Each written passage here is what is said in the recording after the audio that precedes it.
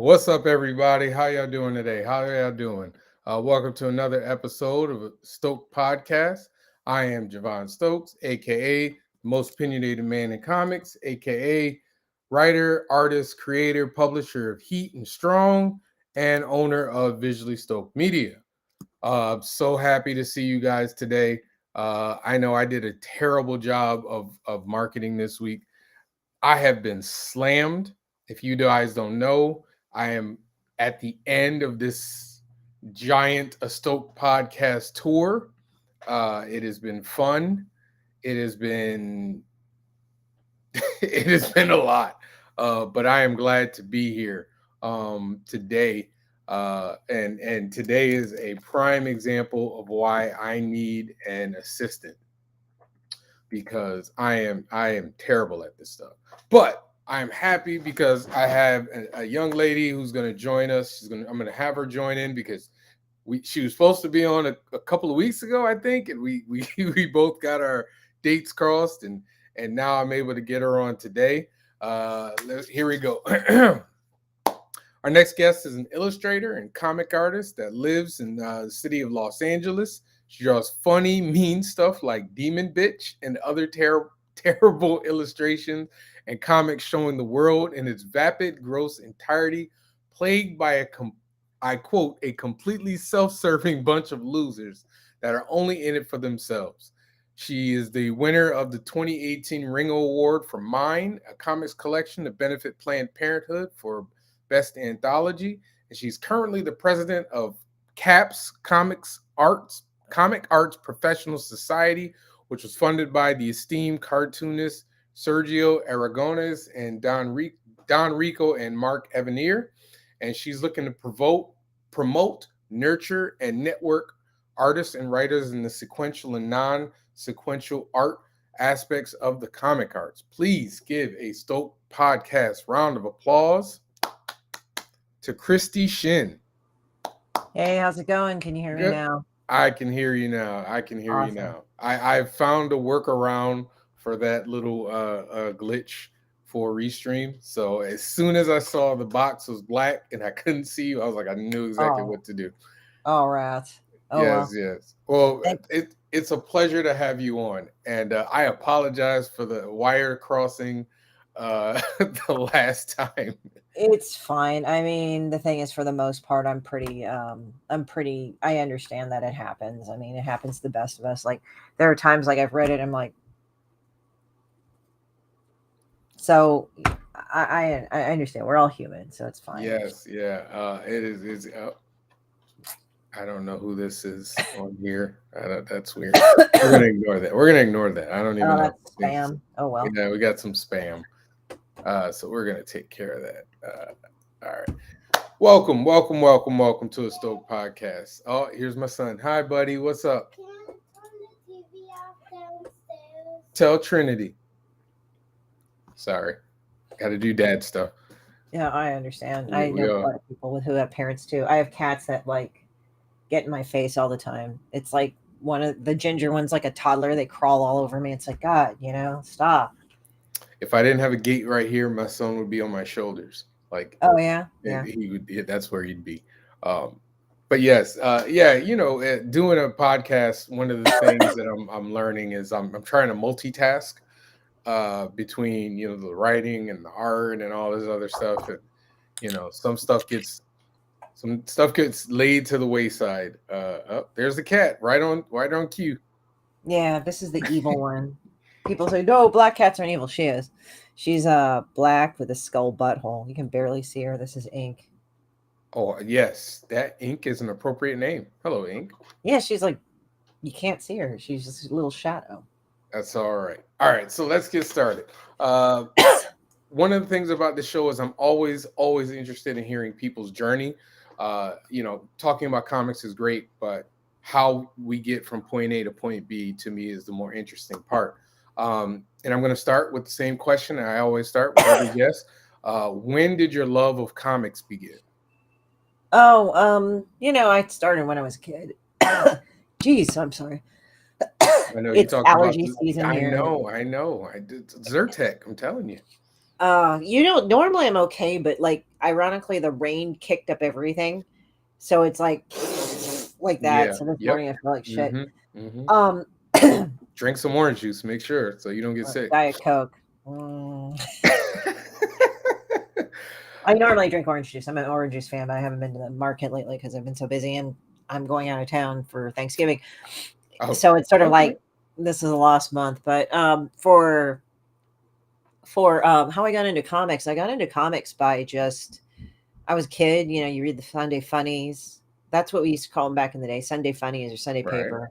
Right. I also read, my ethnicity is Korean, so I would read, some of the comics on the Sunday paper, and they were way more raw than fucking like the Sunday comics here. Like, yeah, the more adult ones would be like Rex Morgan and Prince Valiant, and we know how that is, right? Right. Well, the Korean ones, I don't know what the title of this one was, but it was like the Joseon era, like it's like medieval Korea, but it had naked ladies and sex and like violence and shit. I'm like, what is this? When I was a kid. It probably explains why I'm all fucked up now. But anyway, that was in my parents' like Korean paper, like their newspaper, which was fucking crazy. And then I had relatives in Korea that showed me manhwa. So manhwa is like manga in Japanese, except this is Korean. So manhwa, very different things. Then I watch anime, and then I've been, working on. Then I started reading regular comics like Marvel and DC, and then I started reading more of Eclipse and Viz, more of the manga imports. I mean, I lived in the Bay Area, so I go to Japantown and SF, and we get the bootleg fucking VHS recordings of anime and stuff that were OVAs and everything. So that was insane. And then as time went on, I think my first introduction was when I was little and my parents took me to Stanford, like, hey, you're going to want to go to Stanford, right? Like be a lawyer or a doctor. And it turned out I went into like the underground comics section. I started reading. It's like, what is this shit? When I was little.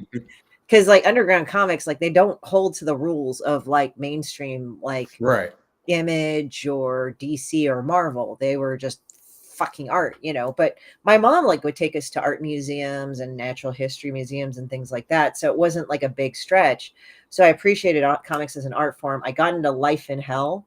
So if anybody knows The Simpsons, that was Matt Groening's first thing for the LA Weekly, is that when he first moved to LA, he started doing a cartoon called Life in Hell. Now they're the fucking rabbits. You probably saw bits and pieces of them very, very, very infrequently in The Simpsons. So now you have that. So I had this twisted like jump from comics.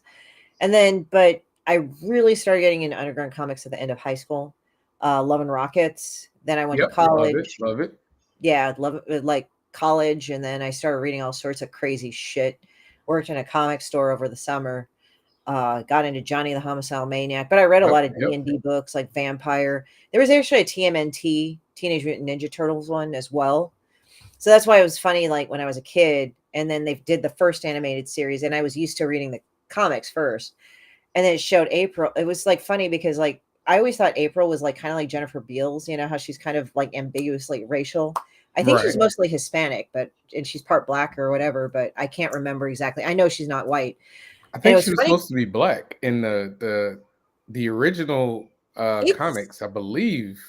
I hear like different things. Like to me, it seemed like she was like Afro Latina or something, like ambiguous. Yeah. Definitely not white. But apparently, according to lore, now I could be corrected, Eastman drew her after his first wife. And she was kind of pale with dark hair. Although when they colorized the older comics, the originals, she had more browner skin or darker skin. So I don't know. But when I was little, the cartoon came out with April.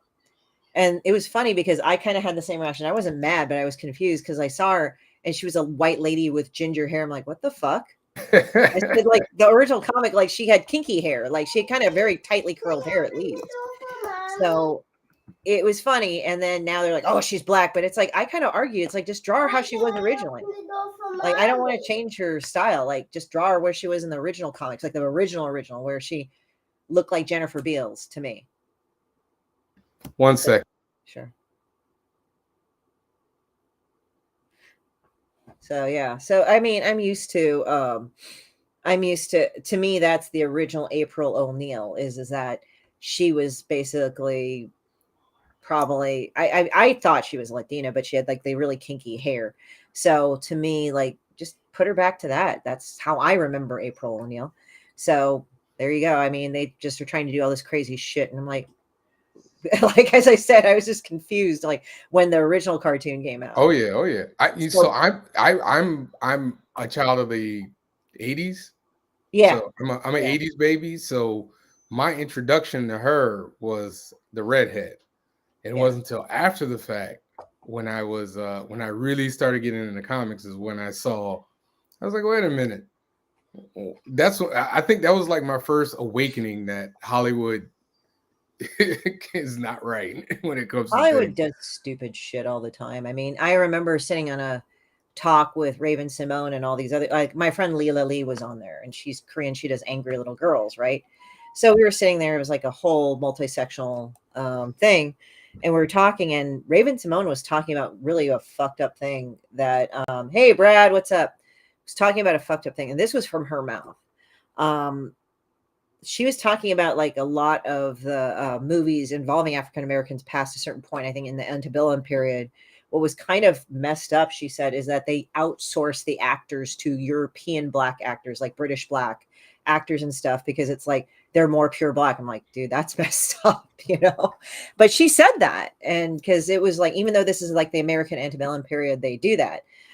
Hollywood does that. So Hollywood does a lot of shit, even though they go like, "Oh, we're all this." It's like, no, you aren't, fuckers, whatever, you know. But I Yeah, mean, yeah. yeah, I mean, in a way, it's like they, having been in the system a little bit with casting and stuff, because I did do the whole thing in LA. When you move there, you become a background actor for a period of time until you figure out what the fuck to do in LA. Yeah, they do base how you look. So when you think about it, it's kind of based on looks too, and how you, it's not like, oh, is she pretty enough? It's like, does he look like a leading man? Does he look like a support guy, like the funny dude? Does she look like this leading lady? It's like by looks that way. Do they have that certain look? So I remember that. So it was interesting to see a bit of that. I mean, again, I'm not into Hollywood as much as some people are, but that was kind of a peak. I'm like, well, that kind of explains things. Well, I was So going to ask you. You say you did background? You were a background actor? Were you? yeah, I was in Community. I was Dan Harmon, Community. I was also in Franklin and Bash. I was in House. I was in a lot of things. You might see me, but I look a lot different, like 50 pounds lighter. So now I'm going to look for all of these episodes, every They're single old. They're one. old. You know, I'm not upset about it. It's like whatever. So when I figured out what the fuck to do in comics and everything, so I started doing Demon Bitch. Funny enough, after I moved to LA, and she's a low-level demon from the 13th pit of hell where people throw their dog shit in gum wrappers. She wants to bring the second coming of Armageddon, but the first one never happened because she's a stupid bitch. She's based on girls I hate. So Okay, all right. And there we got right on your website here. If you guys can check it out at Horatora Studios. yeah.com. Yeah. .com. Okay. So where did you get the inspiration for it though? Where'd that come from? Where did the lightning strike you to come up with something like that? I think I dealt with dysfunctional people all my life. And I'm not saying who hasn't, right? But I've kind of gotten to a point where doing that, I kind of got annoyed with people. And this is what I mean by annoyed with people. It wasn't so much the people that were assholes to you, even though that was upsetting enough. But what was very frustrating to deal with was that when you would try to talk to somebody about that, they would say, oh, well, you need to take the high road, meaning take it up the ass and don't say anything. To like shit, like, oh, well, don't let them live rent free in your head. You lost anyway. Or shitty, mean things. And I'm just like, kind of like, how is that okay? Or like, you're too nice. And it's like, okay, look, did you in any way, shape, or form hold these people accountable of what they did to me? Oh no, they're assholes. I mean, one person said, oh yeah, I'm pretty much over it, right? But I just want to see her stabbed. I'm like, oh, okay, so you're not over it. Like that's what one person said to me. I'm just like going, that's not over anything. And then I just realized that, I mean, I've realized now with people that are friggin' annoying the hell out of me, I realize that I've kind of come to a place where I kind of don't care. And before you say, I don't care in terms of like, I have no feeling. I mean, that could be translated, but it's mostly indifference. But I say indifference in this context, like more of like, it's not important what you do, but I still can acknowledge you fucking annoyed me or were a piece of shit or you irritated me. But I don't take it as personally as in sense, like it's not about me, it's about you, like really. So I guess like when I started drawing Demon Bitch, it was like my reaction to that. And it's so funny because I've realized through life experience that a lot of people came to me and said, wow, Demon Bitch is just, she does the anger right then and there. Like it's like, I get it. Not like, oh, I it's not like I just wrote a bunch of pissed off comics towards a group of people or a certain group or whatever. It's more, no matter where you're coming from, if this happened to you, you can relate to it. Okay. And it makes them feel that I get them on that level. Like, wow, this exactly happened to me in this way, this flavor and all that. And I've also personally rejected some things like take the higher ground or take the higher road, in the sense that, no, you do, like, okay, if somebody threatens to beat your ass, you don't go over to the house and beat their ass, because legally that's not a good thing to do. Probably not. But, you take the higher road is, okay, be calm and deal with the situation rationally. Like, if you need to be, go to the cops. If you need to be, file a police report. If you need, whatever you can do in that situation legally and morally to do. That doesn't mean take it up the ass and don't do anything. That's what my friend Lawrence from Real Deal says. He's just like, some people are just raised to take it up the ass. Is that it? And it's like, and the thing is that you just do the right thing, and doing the right thing is going through the system sometimes. It's not, most of the time, it's actually not sitting there and shutting the fuck up and letting it stew inside of you. I don't find that healthy. I've actually had health problems as a result of that. Oh, no. That is not something I want to do anymore. So it seems like this is all kind of born from anger and from frustration, right? Yeah. But and then I now find it funny. So what made you choose comics as the vessel to kind of push this out? I just kind of liked doing comics. I've always liked drawing. I've always liked, drawing fucked up shit. And maybe it's kind of funny because like my mom would kind of get mad at me about some things. So she'd get really kind of upset at me about literally kind of doing nothing a lot of the time. So my attitude was kind of like, well, if I'm going to piss people off by existing, I might as well just do it and be funny and enjoy myself. So I did it, and then there were times I went like, I don't know if I should do it. And as Johnny Ryan said, well, it turned out that I should do it anyway. Sorry, I was muted. Okay. So now Demon Bitch, I don't think I've ever seen a visual style like this. And clearly you can kind of switch between this and another. What made you choose this particular, almost like it's very non-traditional, but it is still able to tell the story that you're trying to tell? What made you choose this particular style for this? I wanted to draw like I didn't give a shit, to be frank. So what I did was I mean, it's funny because like actually people say, well, it's actually good art. I said, yeah, I mean, but it was more of the contempt of towards someone, or contempt towards a character. And I admit there's sometimes, okay, we're putting you down here. Her huge ass was like weighing on me. But it was just like stuff that I was frustrated about, situations, people, or whatever. And just drawing it in a weird, squiggly, messy, I don't give a shit style was funny enough. Also, it's funny because like I actually can draw. I mean, right, I saw it.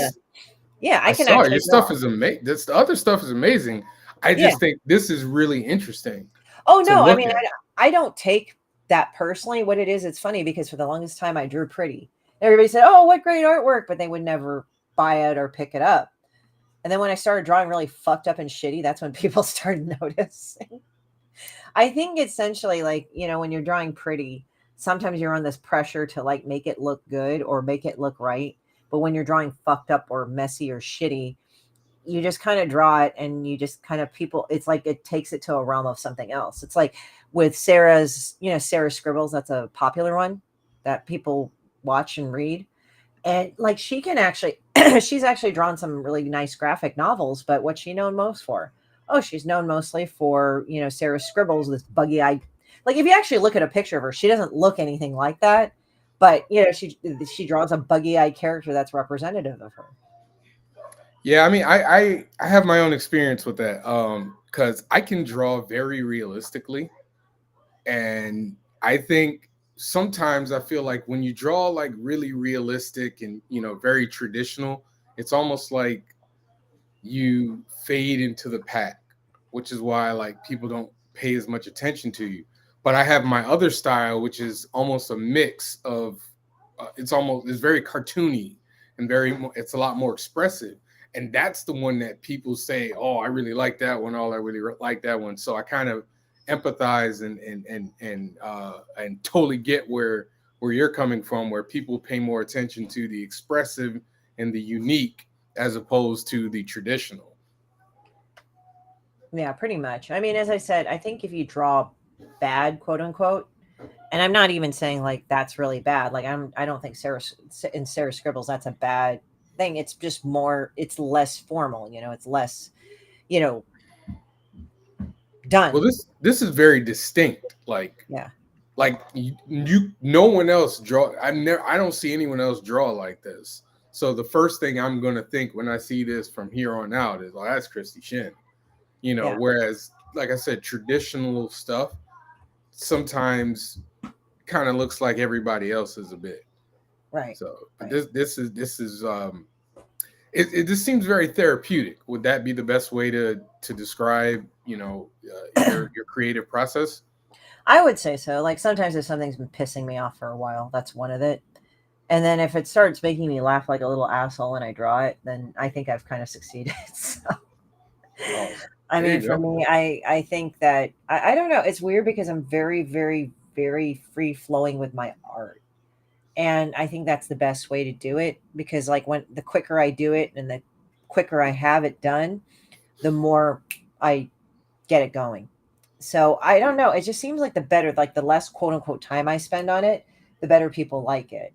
And I think because like that gesture comes out, the rawness comes out. And I think that's been a very appealing thing to people that really like my work. And it's funny because like when I do it, sometimes people say like, oh, your cartoons are really biting or they're really evil. And I'm like, what? Like, I didn't think it's that bad. Like, I'm not drawing dead bodies and like freaking like people stabbing each other in the face all the time or shooting each other, blowing each other's brains out. Like, if you look at some anime, like Jesus, like that shit, some of that shit is pretty raw. Like, you look at Berserk or you look at some of the Goro shit that was out there, or like some of the 90s stuff that came out, it was pretty gnarly. But yet, like when I draw this, they're just like, oh yeah, that's evil. That's really messed up. I'm like, okay. Yeah, I mean, I've tried to get in. Like, I'm very, I'm well known for saying that I try to get into anime and I can never find my way in. But the animes that I have seen, it's like blood gushing, body parts flailing. I mean, they'll show like sexual assault and things like that. Like, and it's like, man, it's like I don't even show that shit in my stuff. It's like it's I'm just like, wow. Like I always see all these teenagers walking around watching this stuff, and I'm like, your parents have no idea. Well, I mean, I watched a lot of shit myself, but it's funny when it's funny when it happens, because I was just kind of laughing about it, because it was just sort of like, I mean, I watched that shit, but at the same time, I'm just like, how is this like dark and bite? I mean, I guess it's biting, but I think it's like I don't really feel that because I'm the one coming out with that. So. Right. So what other influences have you had? Like when you were growing up reading comics, what would you say your favorite artists or your favorite writers were? Oh, there's a lot. There's like, I know ones that did like now comics, like Ken Stacey, like he did the real Ghostbusters. Masame Shiro, Dominion, Appleseed, Otomo, definitely. Like Tezuka, yes.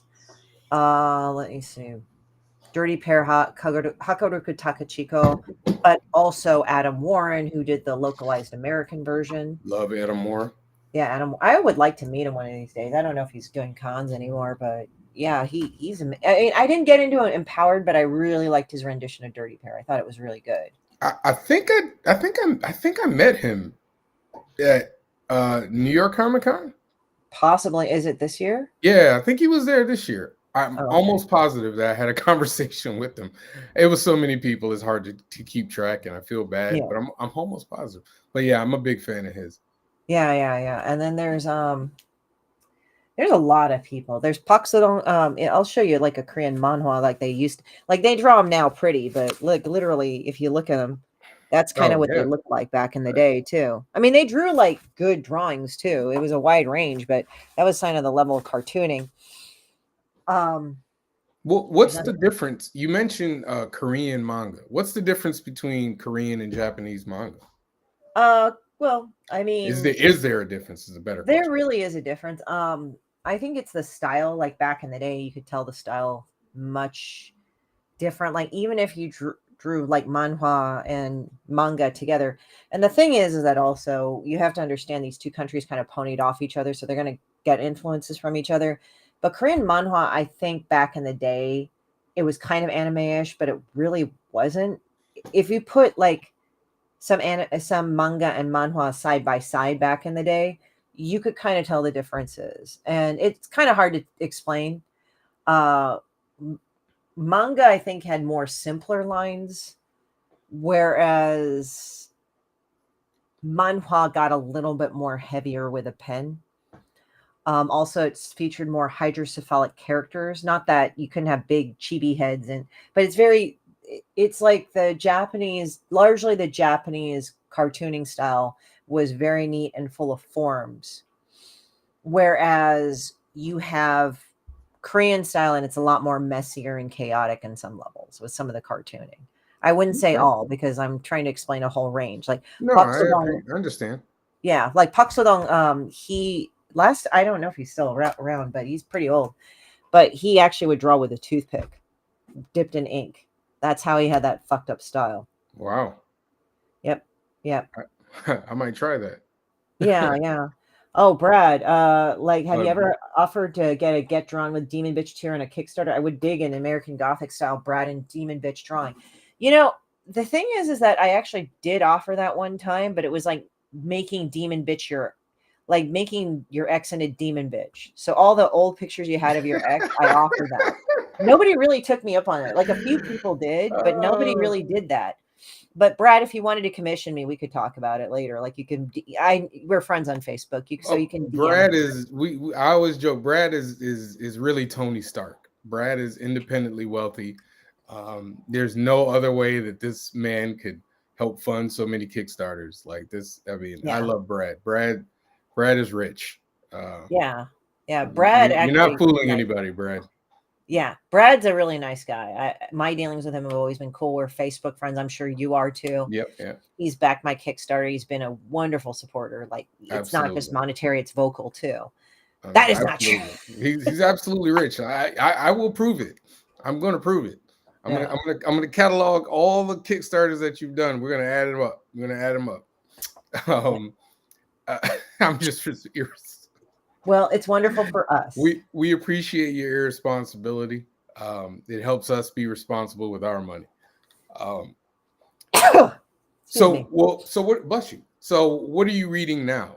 Like, are you reading anything Oh now? man, I'm reading my Kickstarter to see my funding because no, I've been looking at. I mean, I haven't looked at too many comics as of late, not because I don't want to, but as a creator, it's like the more you create comics, the less you read a lot. like Very true. I have a pile of comics that I have to read. I'm like, fuck. Very true. If I could show you the pile of comics that is currently in front of me of Kickstarters that I have not read yet, and I'm trying. I've told people I'm actually going to do another show with the whole purpose being reviewing the comics in my pile so that I can get through them. I honestly feel like a real asshole sometimes because like I have people that sent me these and it's like, here's my comic. I'm like, fuck. I feel like so bad because it's like I haven't read all of them yet, or I've been like all fucking busy, or like mentally I needed to take a break, but that's one of them. Right. But Like I understand, because for me, I don't read them, but like I'll read old stuff. When I do get a chance to read comics, it's usually right before bed. That's right. the only time I get to read, and I read something old, so I don't think too much about it before I go to bed. Mm. Now, are you digital, or are you purely digital, or do you do traditional as well? Art. I do both. I like calling it affectionately analog versus digital. For comics, I generally do digital just because the ease of use and everything. It's just, I don't want to be drawing the fucking thing all over again and all that other shit. I just want to go and get it done. So it's just Fair like enough. I crank it out. But when I do digital, it's not like it takes away from anything, because I think my art style is kind of crazy enough and weird enough that I think it might work out. Oh yeah, yours it definitely is a lot easy. Not that your artwork is easy, but it's easier to do like digitally than like to do like a full paneled page. Uh, that's hard for me. I'm still trying to figure this out. Right. What do you use? What's your favorite program to draw in? I actually like Clip Studio Paint. It's Okay. it's not as much of a resource hog as Photoshop, and there's not a lot of rasterization because it's more vector, even though you can export it into a JPEG or whatnot. Yeah, I'm trying to find the best. I still use Photoshop. I've been using Photoshop for all my digital work, but everyone is trying to convert me to Clip Studio, or what's the other one? Um, what's the Well, there's other Clip Studio and Manga Studio. They're the same Manga program. Studio? There's another one, isn't there? I don't know, actually. I know definitely Manga Studio / Clip Studio. They're both the same thing. And what I Okay, like about Clip Studio is that you can start off with them at $50, but sign up for their newsletter, because you can actually buy it for half off at least a couple times. okay, but Which you need a like a iPad, right, for that one? no, you can use a monitor, tablet, or whatever. Like, you can have it for the desktop. I have it for my Surface. So the Okay. thing is Oh, that okay. what the thing is that I didn't go with iPad, because if I went with iPad, a lot of my shit would have had to go subscription. And I kind of Mhm, want to cut down mm, on it. I just want to pay for mm. it and be done. Yeah, Hi, Quentin. What's up? So it's like there's that. So I mean, Adobe Illustration. the Adobe's okay, but personally, I think it's a little bit too much and too annoying for that. I think Clip Studio Paint is good for comics in general. Well, I would say like Photoshop is not very intuitive for comics. No, At least my experience for it. no, it's Just not. No, it's not. setting up the panels and all that other stuff. It's just not great for it. I haven't found an easy way to set up panels in Photoshop, whereas I've seen people do work in Clip Studio and the other ones, and it's just like panel. I'm just like, my mind is blown at how easy the paneling it is. So Yeah. It's just the paneling's very easy. And what I also hated, because I have a PC, I would do Photoshop and I just put the stylus down and it would just hang. mm, I'm like, you mm, fucker, can you just mm, go? mm-hmm. So Or when I draw in Photoshop, when I pick up the pen, it always leaves like a hook. Like if the line goes like this and then I stop, it'll flip when I yeah, pick it up. It's really annoying. yeah. It could be my tablet. I don't know. It really could be. Photoshop can be cool, but it can be fucking annoying.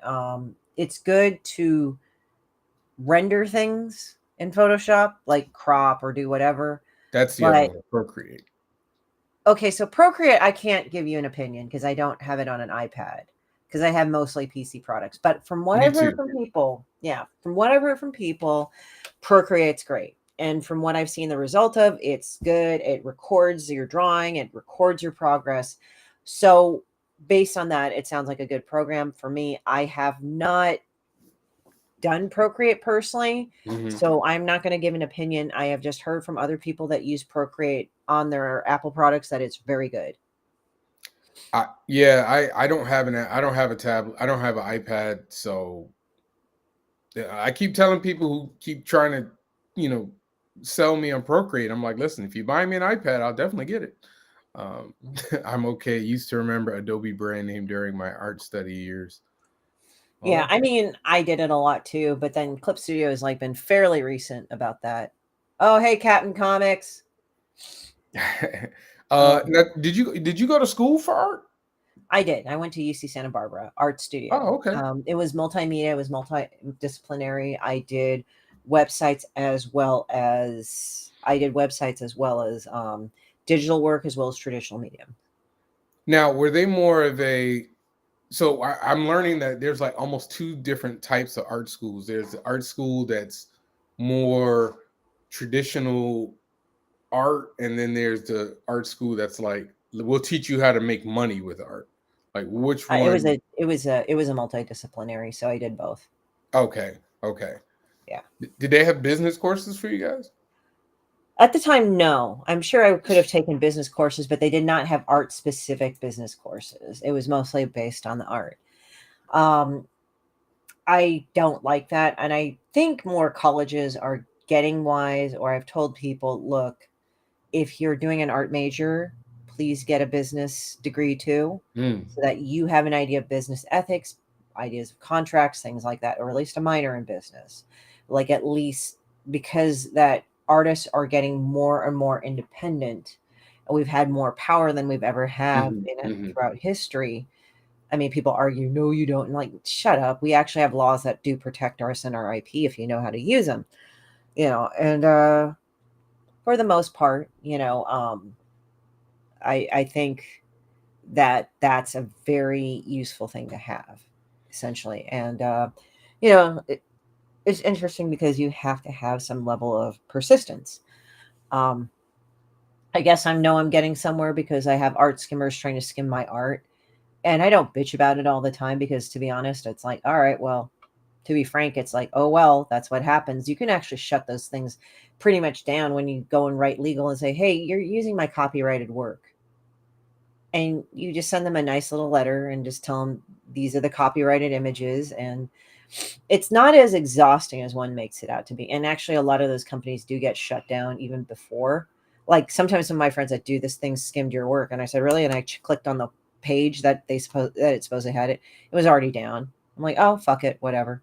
But I mean, I've had to do that with people. But it was funny. I did some fan art I just kind of wanted to draw Ursula. So I drew art Ursula. And one skimmer site actually skimmed it and tried to sell it. I said, wow, they're fucking stupid. Because that's like Disney work too. Like I wasn't even selling this fucking thing. So I just reported them. That was great. You're like Disney. You send your lawyers. You don't even need to have a lawyer. You just go contact their legal department and say, hey, you guys are like literally, you just say, hey, you guys are selling my artwork unauthorized. You give them the link and they'll shut it down. I don't even know much. Honestly, I don't know much about skimmers. Are these like?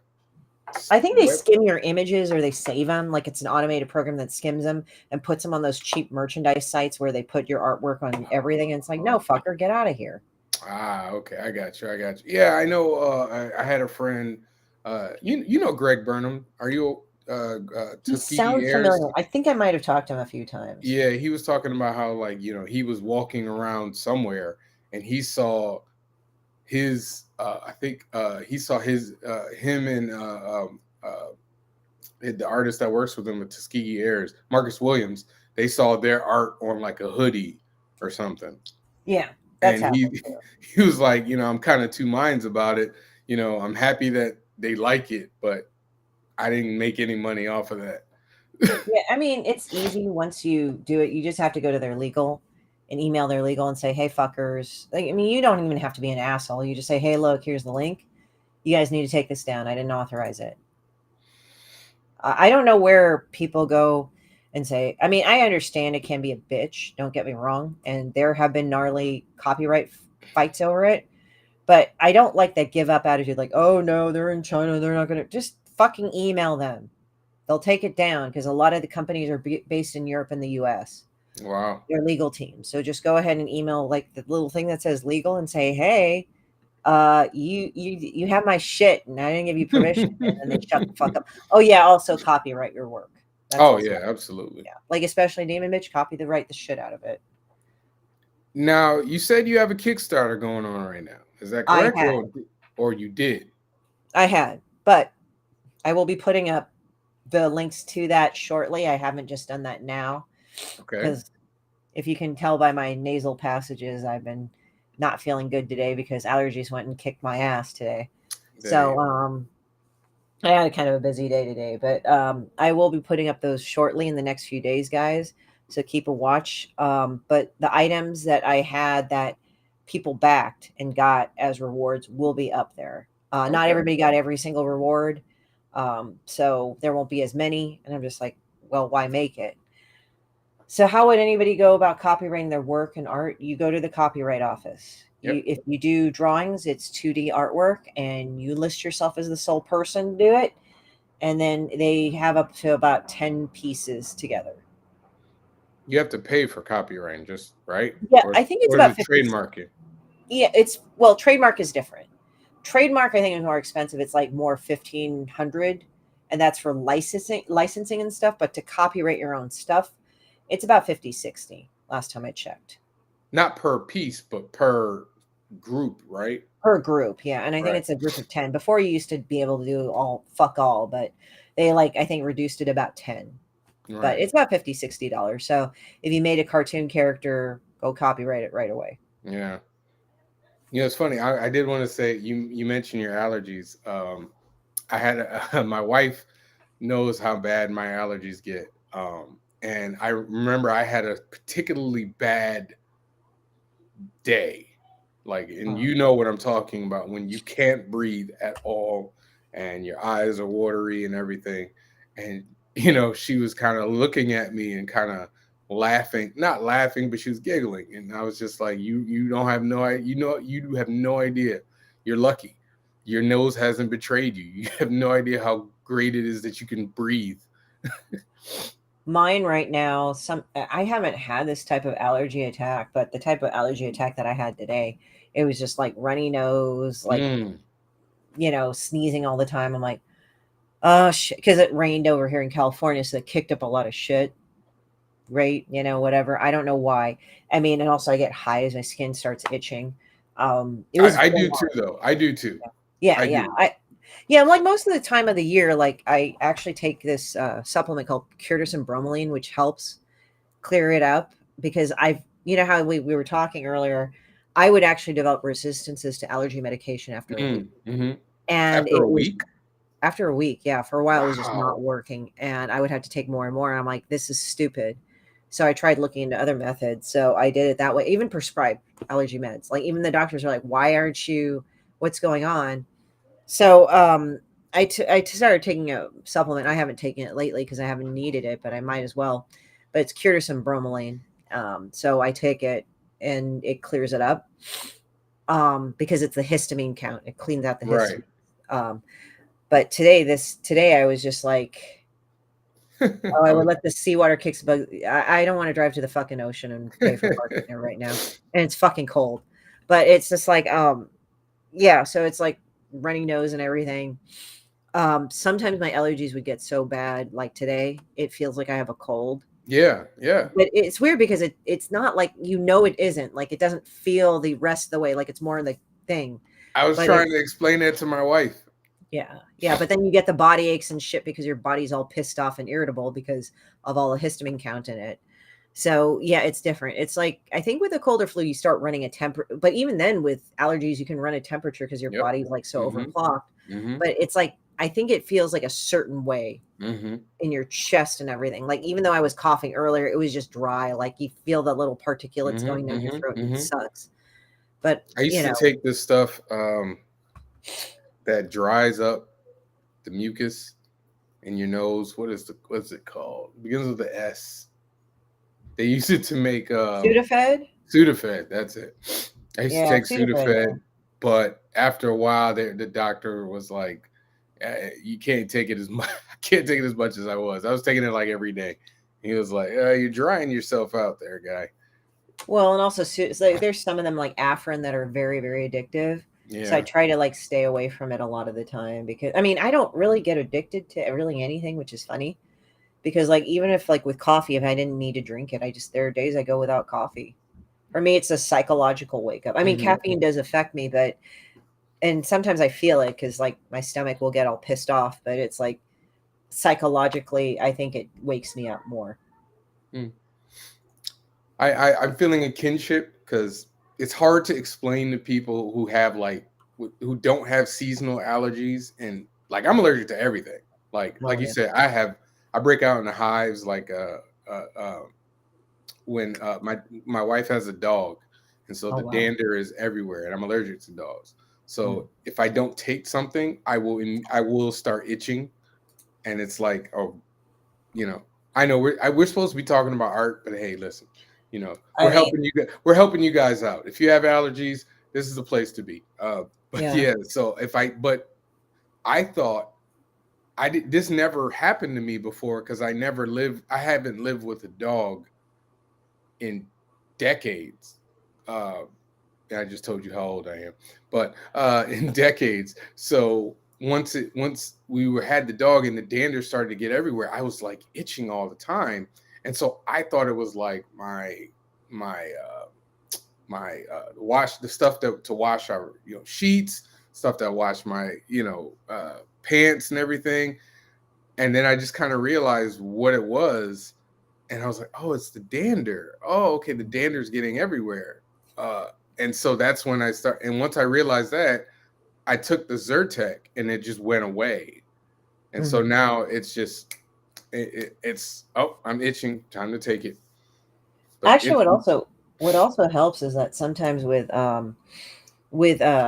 like I have wood floors, not in my office, but if you have wood floors or tile, that actually cuts down on a lot of the dander. It actually helps. We have wood floors in the kitchen, but not in the living room where the dog likes to hang out. Yeah, the carpet will hold that, will hold the dander in. So there you go, and the hair and everything. So it's more prone to holding allergens.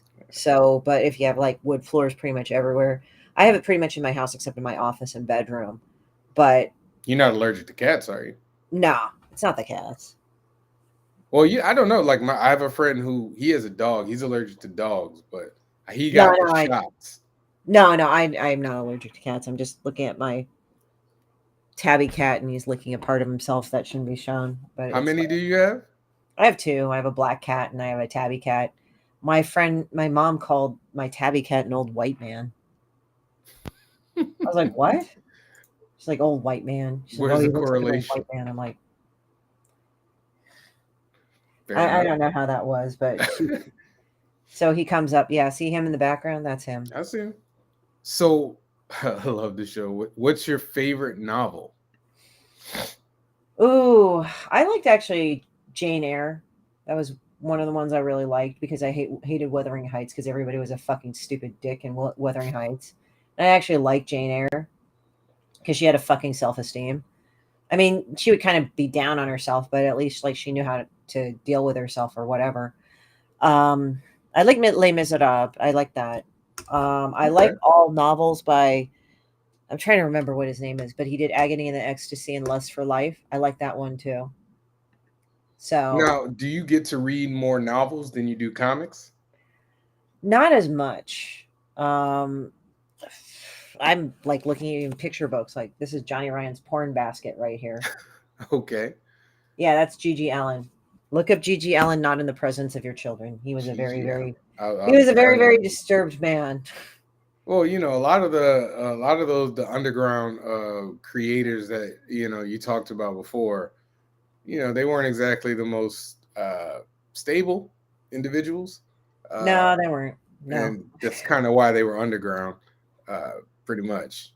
But I do remember, a lot of those guys got a little bit of mainstream. Not main. When I say mainstream, I mean like comic book mainstream success. Johnny the Homicidal Maniac. That got a little bit. That got a lot more success than most underground books that I remember.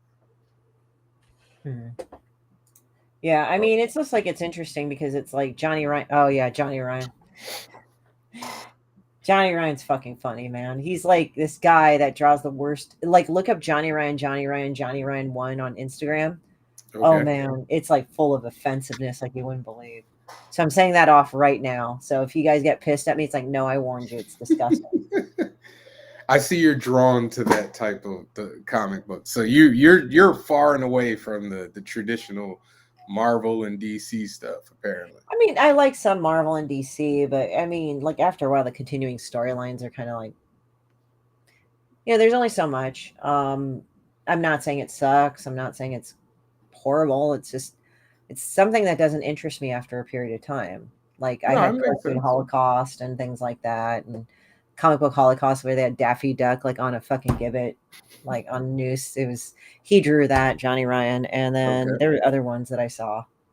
Okay. Are there any like? Well, I mean, is there underground right now? Like, do we consider certain comics underground, or have we all just kind of moved them all to independent? It's kind of funny because I think there's some that still are underground.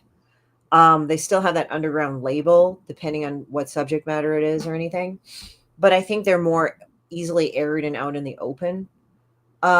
Independent, I mean, that can be varied from indie artists like just making their own superheroes that are not affiliated with Marvel or DC to just slice of life.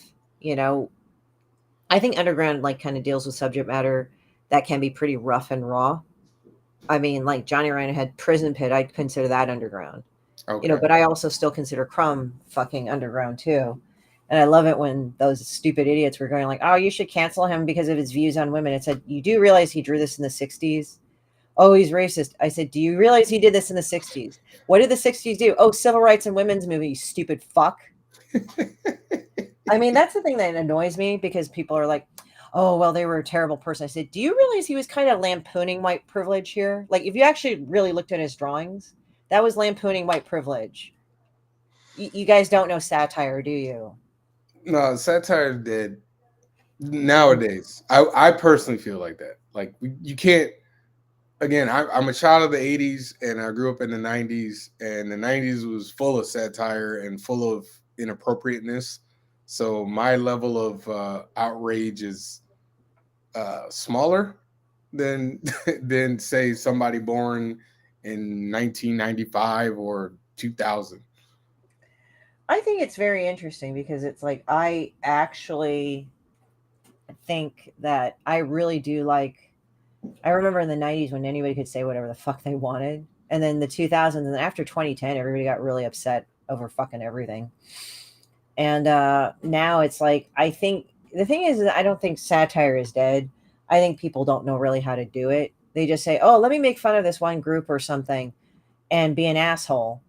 But then it's not done in a way that's sort of inclusive in the sense of, "Oh yeah, that group does it." Like when women make fun of other women, it's like, yeah, we kind of know, we get it, but it's not relatable to men because it's not made relatable to men. Right. And then if you're saying, "We'll make it relatable to men so that they can understand," it's like, "Oh, well, I have to make it like a man." It's like, no, motherfucker. I think men are a little bit more intelligent than that.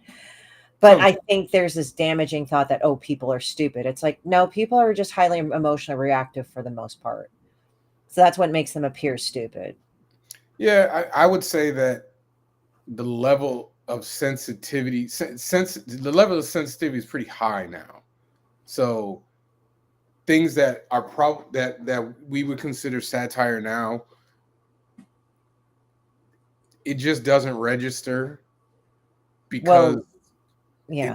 it's that sensitive that everybody's sensitivity level is on. Well, not everybody. I won't say everybody, but but the majority of the people now in their 20s and 30s, their sensitivity level is higher. So it's everything is easily offendable. Yeah. So Well, I mean, you, look at you just Blazing don't know Saddles. how to. Oh yeah. Oh You can't make that fucking movie because everyone's like, "Oh, immediately it's this." It's like, it was comment. All right, never mind. Never mind. It was no commentary, no but no. whatever. I'm But with that's you. what I mean. That's how I feel about a lot of people. Like that's There's how a it is. quite Oh, there's South Park quite a Entertainment. few. It really is. I mean, it still continues to be very, very successfully that. Um, but yeah, when I say that, when I'm like, Okay, never mind. But it's just like I'm at this point now. Like it's hilarious because I'll make fun of Egg Lady, who's a fat piece of shit slob, right, in my comic, but she's actually based off somebody that I knew that is a fat piece of shit slob. But they were a person that actually like fucked over immigrants and took their money and didn't represent them in court for immigration. And you see those people a lot. So I started making fun of them because it was like, and then now they're going, I'm a triathlete and everything. And it's like, why do you look like a fat piece of shit? Because it's like, it's not like, well, and I think people understand that. It's like, I have friends that would be heavier to obese and they get it. They know I'm not mocking fat people. It's basically You're like just mocking that fat person. yeah, because like, oh, I'm this triathlete and stuff, and knowing triathletes and knowing people that are marathon runners, they train up to 100 miles a week. So they're operating at a certain deficit, but yet it's like you just look like you put chips in your fucking mouth and laid around the sofa all day. But I mean, I also understand how it's like being fat shamed because, you know, Asian culture does that to you. And also, I had a pancreatic tumor that made me gain 50 pounds. Oh, Yeah. And then I had a couple of doctors telling me that I needed to lose weight because I was too fat until I went into the emergency room. I wasn't falling down dead, but I just felt like shit. But it was weird because I'd feel like shit, like I was sick and then I was okay. It would just fluctuate and I didn't understand. And not only until they did a fucking ultrasound to a CAT scan did they find a tumor in my pancreas. Wow. Luckily, it was not cancer. It's a very, very rare tumor that was precancerous. Glad to hear that. But, I understand also being fucking fat shamed for no reason. When it's like, oh, you should just lose weight. It's like, it's not. And I wasn't like eating 3 medium cheese pizzas in one go in 1 hour and not fucking exercising. I would literally like exercise over 5 hours and not really lose anything. But yet I eat a piece of pizza and gain 5 pounds. I didn't know why. So I was the reverse. Yeah, I was, but so the irony is nobody, a lot of people don't understand this, but like I was really skinny in school, like really skinny. Right. And I would get made fun of for being skinny. And it was like, but I could never say anything because people would be like, but you're skinny. And I'm like, well, y'all making fun of me. Like, and a lot of times it would be people who are heavier than me, like heavier, making fun of me. But I can't respond back because I'm skinny, and they're actually, not. Actually, it was funny because one of my friends, he had to take medication for Tourette's, so that slowed him down, and so he was like slugging around, and he was just not in to like exercise because the medication slows you down. Right. So his friends were relentless. They called him a fat fuck, pissing him off. Like he would want to beat somebody's ass because of it, because he got teased relentlessly. Right. And then past a certain age, he was like, you know what? I'm going to stop the meds because this is not the way to live right now. I wouldn't recommend that, by the way, guys. Just saying. But he wanted to stop his fucking meds and just say, I don't care if I start like twitching or whatever. Fuck it. He stopped the meds. He dropped the weight. And he said, the funny thing is the guys that called me I was a fat fuck all the time, they're now fucking fat. I'm the lean one. Like he like leaned up, like he was sinewy and shit when he lost a lot of weight. He was a nice guy too, but he said, that's funny that they fucking all got fat as shit while I got skinny and they were calling me the fat fuck kid. Karma is a bitch. Oh yeah. So let's I don't want to hold you too long. So tell everybody what you have coming up next. What are you working on now that they can look forward to, that they can get, where they can reach you, everything. I would say right now you can reach me over. I'll be at Whittier Comic Expo. Whittier Comic Expo. That's on my social media. That'll be at the Whittier, I think, City Hall or Community Center. I forgot off the top of my head. Sorry, guys, allergies. I'll be there this weekend from 11 to 5. Then I'll be up in the Bay Area on the 24th. It's after Friday of Thanksgiving. It's not Thanksgiving itself, but it's Friday to Sunday. And I will be going and doing, I will be up there at Fan Expo. Yeah, here it is. He's like a little toddler. Fan Expo San Francisco. And then I'll be at LA Comic Con in December. Awesome. And Well, then in thank you. January, it turns out I'll be at Fan Expo Portland too. Oh, I thought you were going to say Fan Expo New Orleans. I was going to say, I'm going to be there. That is a mile long, but who knows? Maybe that'll happen. Go petition me to show up. Listen. I'll see what I can do. I always hope to meet all everybody who guests on my show, and I've gotten to meet some. But you're on the West Coast. That's going to be tough. Yeah, I make forays into the Midwest. Like I've going into Oregon. I'm in Boise. I've gone to Boise. I'm going and doing other things like San Diego Comic-Con, WonderCon. So I do those. I've done a lot. I mean, I haven't done international yet. Mm-hmm. I am, like, as I said, if I'm a guest, that would be awesome to do. Awesome. Yeah, I mean, yeah, I usually, the furthest over I've been is Ohio. Yeah. I haven't been any further west or in the Midwest, any further Midwest. In the lowest I've been is Atlanta. Yeah. So listen, I'm like you. If you want to guest, if you want to get me out to the West Coast, I will gladly come. Yeah. And it's not because I don't want to visit, just because it's just travel and airfare have gotten crazy now. Yeah. Listen, I'm not looking forward to the prices for this trip to New Orleans. Well, thank you for coming on. This was definitely fun. Fun and funny. We definitely, whenever you have another project, let me know, and then we can definitely get you back on, and so you can pitch some more stuff, and definitely some more Demon Bitch. I am enjoying saying the title of your book. Oh yeah, like sometimes those people say it like their mom's gonna smack them across the mouth. It's funny. Well, Demon bitch. Well, I curse, but when I curse when I'm thinking about a comic book, it's almost like I'm pausing because I feel like somebody's listening, and I know my 5-year-old is around. So I said it my one time, and that's it. I can't say it anymore because he will quick to tell me that is a bad word, Daddy. Yeah, but I mean, I think tomorrow I'll start putting the merchandise up for sale on my website. It's a pre-order because I'm currently getting them made. Okay. But I will say this, like, guys, like, in the meantime, the Kickstarter got people I have to fulfill ahead of time. But if you get anything that's a book by me, it will be personally signed by me. But you have to get it through my website to do that. Awesome. I just like how he's lying here.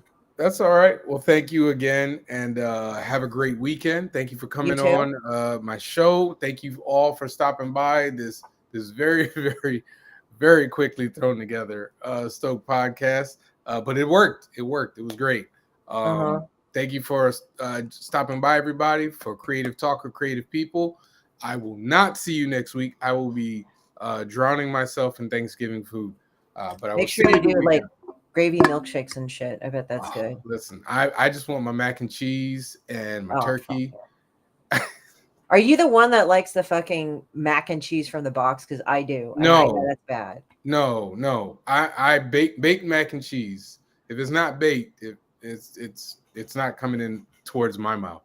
But have a happy Thanksgiving, everybody. Yes. And I'll see you in a couple of weeks where I might have a round table on the state of the comic book industry. It'll be interesting. And Christie, you're more than welcome to come on. Yeah, let me know what day it is, and then it'll be same day, same time. Let me know, and then let's see if it's on I can do it on my schedule. But I'd love to do it if I'm available. No problem. Thank you, guys. Happy Thanksgiving. Have a great weekend. You too, guys.